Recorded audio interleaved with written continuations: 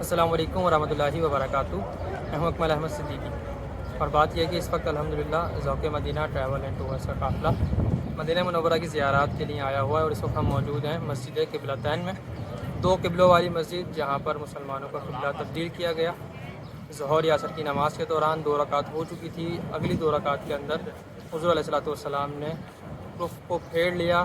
مسجد اقصیٰ سے مسجد حرام کی جانب۔ یہاں پر وہ دونوں قبلے موجود ہیں، دونوں قبلوں کی نشاندہی کی گئی ہے، اور آج الحمدللہ ہمارے زائرین نے، تمام احباب نے یہاں اس مسجد کی زیارت کی ہے۔ قرآن مجید میں اس واقعے کا مکمل طور پر دوسرے سپارے کے اندر ذکر موجود ہے کہ کس طریقے سے حضور علیہ الصلوۃ والسلام یہاں تشریف لاؤ، کس طریقے سے آپ دوران نماز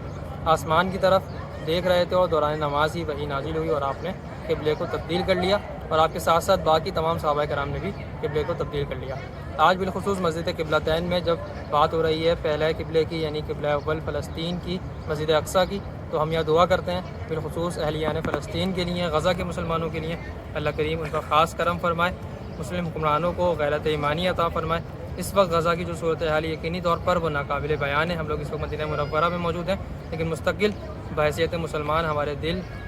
ہماری روح غزہ کے مسلمانوں کے ساتھ ہے، لیکن ہم مجبور ہیں اور ہم کچھ کر نہیں سکتے، لیکن ہمیں چاہیے کہ کم از کم اپنے حکمرانوں کو پریشرائز کریں، انہیں غیرت دلائیں، اللہ کریم ان کے دلوں میں یہ بات ڈالے، اور وہ مسلمانوں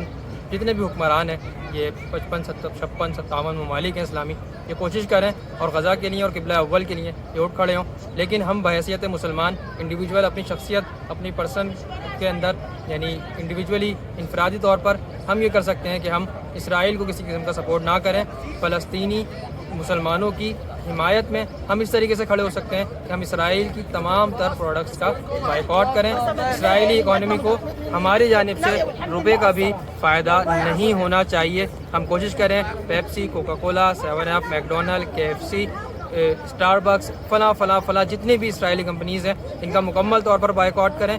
بحیثیت انسان، بحیثیت مسلمان ہم پر لازم ہے، اس وقت انسانوں کی جو نسل کشی کی جا رہی ہے غزہ کے اندر مکمل طور پر تباہ کر دیا گیا ہے، ہم پر لازم ہے کہ ہم اسرائیل کے خلاف یکجان ہو کر کھڑے ہو جائیں۔ ہم بحیثیت قوم کھڑے ہوں گے تو انشاءاللہ ہمارے حکمران بھی ہمارے ساتھ کھڑے ہوں گے، کیونکہ قرآن مجید میں یہ اعلان ہے کہ جیسی قوم ہوگی ویسے ہی حکمران ہوں گے۔ اگر ہم بحیثیت قوم، بحیثیت مسلم امہ کھڑے ہوں گے تو انشاءاللہ ہمارے حکمران بھی کھڑے ہوں گے۔ مسجد قبلتین سے یہی دعا ہے، اللہ کریم غزہ کے مسلمانوں کی خیر سے مدد فرمائے، اور عالم اسلام کے مسلمانوں کو اللہ کریم غیرت ایمانی عطا فرمائے کہ ہم تمام لوگ مل کر غزہ کے مسلمانوں کے لیے یکجان ہو جائیں، اور تمام امت